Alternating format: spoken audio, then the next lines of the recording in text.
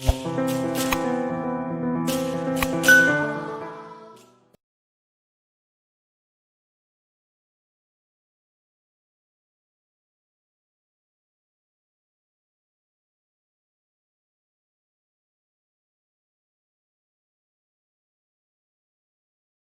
sekarang pertanyaannya, kenapa kita harus berlindung kepada Allah Subhanahu wa taala dari godaan setan? Jawabannya adalah karena setiap manusia punya setannya sendiri. Nama setannya adalah qarin. Semua manusia punya itu. Qarin itu jin. Jadi kata Rasulullah sallallahu alaihi wasallam, "Ma minkum min ahadin illa qad wukkila bihi qarinatun." Tidak ada satupun di antara kalian wahai manusia illa wa qad wukkila bihi qarinatun, kecuali sudah ada wakilnya namanya qarin. Ya, dari bangsa jin kata Rasulullah. Dalam riwayat yang lain kata Rasulullah, "Ma minkum min ahadin illa wa qad ja'alahu Allahu lahu qarinan minal jin." Tidak ada satupun di antara kalian kecuali Allah sudah menciptakan untuknya qarin dari jin. Sahabat kemudian bertanya, "Wala anta ya Rasulullah, apakah Anda juga wahai Rasulullah?" Beliau mengatakan, "Wala ana, saya juga. Illa annallaha a'anani," kecuali perbedaannya adalah Allah itu sudah menolongku. Bagaimana cara Allah menolongku? Fa aslama, qarin saya itu masuk Islam. Falam ya'murni illa bi khair, maka tidak ada yang dibisikkan oleh qarin itu di telinga saya, di dalam dada saya, kecuali untuk melakukan kebaikan. Nah, itulah maksumnya Rasulullah sallallahu alaihi wasallam. Nah, kalau kita enggak, Pak. Masuk bulan Ramadan itu kan setan-setan dibelenggu, Pak. Tapi kenapa masih ada juga dosa? Bahkan banyak orang peluang melakukan dosanya di Ramadan, Pak. Banyak juga begitu. Saya pernah kehilangan motor, Pak. Itu hari kelima bulan Ramadan. Artinya kan setan dibelenggu tetap aja ada setannya orang itu kan. Tetap aja ada setannya. Artinya apa? Karena qarin itu tetap bekerja. Nah, itu yang harus kita pahami. Jadi, kenapa kita harus berlindung? Kita harus berlindung karena setiap kita diciptakan oleh Allah Subhanahu wa taala untuk kita qarinun, seorang qarin dari jin. Seorang. Jin bisa seorang. Agak aneh juga kalau sejin jin. Nah, selanjutnya, pertanyaan berikutnya, bagaimana setan bekerja? Nah, ini kita lihat dari min syarril waswasil khannas. Min dari syarri, keburukan. Al-waswas. Apa itu al-waswas? Nah, itu setan, namanya al-waswas. Kenapa setan itu disebut al-waswas? Karena dia sering membuat hati waswas. Kemudian yang kedua, al-khannas. Apa itu khannas? Khannas itu ngumpet. Khannas itu bersembunyi. Makanya dulu saya tanya, kira-kira kalau setannya nampak, masih bakalan tergoda apa enggak? Dulu saya pernah tanya begitu ya.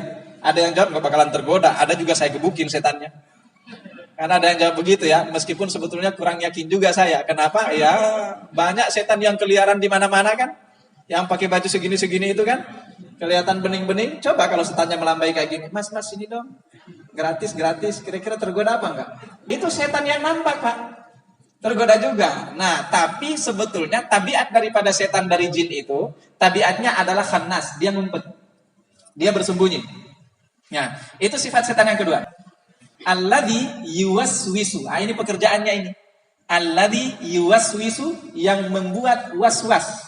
Di mana dia membuat waswas? Fi sudurin nas, di dalam dada manusia. Jadi dia membuat waswas itu di dalam dada manusia. Ini pekerjaannya, aktivitasnya. Sekarang mari kita lihat bagaimana cara setan itu bekerja di dalam dada manusia.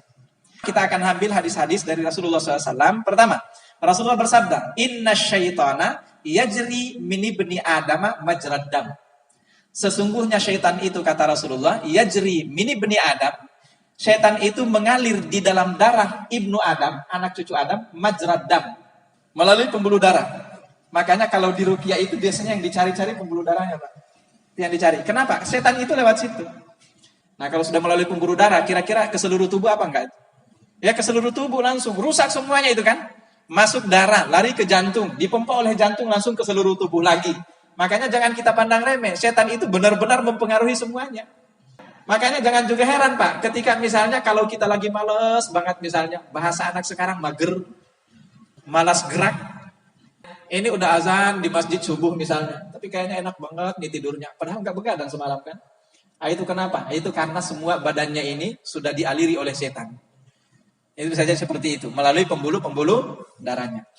Jadi itu yang pertama. Yang kedua, kata Rasulullah SAW, inna syaitana wadi'un khatmahu ala qalbi bni adama fa in dzakarallaha khanasa wa in nasiya iltaqama qalbahu fadzalika alwaswasul khannas.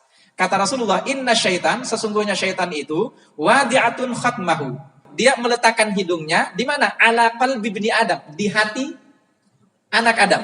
Kemudian kata Rasulullah SAW, fa in dzakarallaha, ketika anak Adam itu berzikir, menyebut nama Allah, ya pokoknya zikir apapun. Makanya zikir pagi dan petang itu efektif sekali. Dan termasuk bagian dari zikir terpenting adalah 2 surah ini. Ya.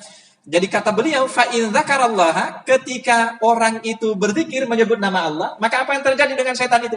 Khanasa. Khanasa apa tadi artinya? Bersembunyi, dia ngumpet, menciut. Ngumpet, menciut, bersembunyi. Itu setannya.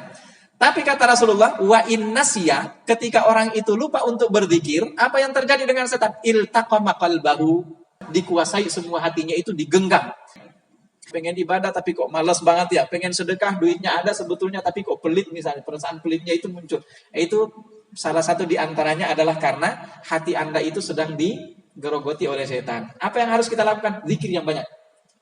Selanjutnya, yang ketiga, kata Rasulullah sallallahu alaihi wasallam, "Idza qulta ta'isa syaitanu ta'azama wa qala biquwwati sara'tuhu wa idza qulta bismillah tasaghara hatta yasira mithla dzubabi wa ghuliba." Kata Rasulullah, apabila Anda mengatakan ta'isa syaitan, celakalah syaitan, maka kata Rasulullah, justru syaitan itu membesar. Jadi enggak usah kita katakan celaka syaitan, mendingan kita doain. Atau kalau enggak kita berzikir. Kenapa? Karena kalau kita katakan celaka setan, dia juga punya jurus untuk makin membesar. Wa qala biquwwati sara'tuhu. Dia mengatakan, dengan kekuatanku saya masih bisa mengalahkan orang ini. Ini bangga juga dia. Karena memang gampang bagi setan, Pak, untuk mengalahkan manusia itu. Dia punya banyak jurus. Dia mengatakan, dengan kekuatanku gampang saja saya tumbangkan orang ini. Tapi kata Rasulullah, wa idza qulta, ketika Anda mengatakan bismillah, ini bismillah doang. Cuman kita katakan bismillah, kata Rasulullah, tasaghara, setan itu langsung mencium, langsung mengecil. Hatta yasira mithla dzubab, sampai setan itu jadi mengecil seperti lalat. Wa ghuliba, dan dia kalah pada saat itu. Cuman 1 kalimat doang. Tapi kan kita harus zikir terus. Pada saat kita nggak zikir, yang terjadi balik lagi dia. Sekarang pertanyaannya, banyakan kita ingat zikir atau banyakan lupa zikir, Pak? Banyakan lupa zikir kan? Padahal kan zikir gampang aja, kita sambil jalan zikir, subhanallah, alhamdulillah, la ilaha illallah, Allahu akbar. Bisa saja, astagfirullah, zikir apapun juga, itu semua efektif untuk mengusir setan. Karena Rasulullah di sini tidak mengkhususkan zikir tertentu, enggak. Yang jelas Anda berzikir, setiap zikir yang Anda ucapkan, setiap itu setan itu akan menciut menjadi kecil. Makanya orang yang gampang dikerjain oleh setan, itu tandanya kurang berzikir. Ya, kita nggak nuduh, tapi kita evaluasi diri pribadi kita masing-masing saja. Itu yang ketiga. Yang keempat, kata Rasulullah. Qala Rasulullah sallallahu alaihi wasallam, "Inna ahadakum idza kana fil masjid." Oh, ini bahkan di masjid juga ada. Hati-hati. Tapi ini nanti kalau kita baca hadis ini jangan lirik kiri kanan ya. Jangan lirik kiri kanan. Nah, kata Rasulullah, "Inna ahadakum", sesungguhnya seseorang di antara kalian, kata Rasulullah, "idza kana fil masjid." Kalau dia ada di masjid, ja'ahu syaitan, dia didatangi oleh setan. Fa abasa bihi kama yabisur rajulu bidabbatihi. Setan itu langsung mengendarai orang itu, sebagaimana kalian mengendarai hewan kendaraan kalian. Jadi ada ditunggangi setan itu. Ini semua ada setan di atasnya itu. Tapi kemudian kata Rasulullah SAW, fa idza sakana, kalau orang itu diam maksudnya apa tadi? Enggak zikir. Ketika Anda di masjid sekalipun tapi Anda diam, maka kata Rasulullah SAW, zanaqahu, maka dia akan dihimpit oleh setan. Dia akan ditindik oleh setan.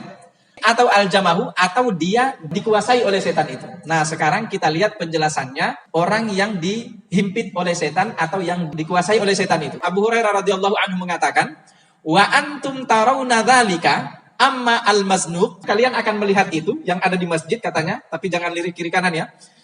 Amma al-maznub, orang yang dihimpit oleh setan tadi itu, fatarahu ma'ilan kadza, maka dia biasanya senderan.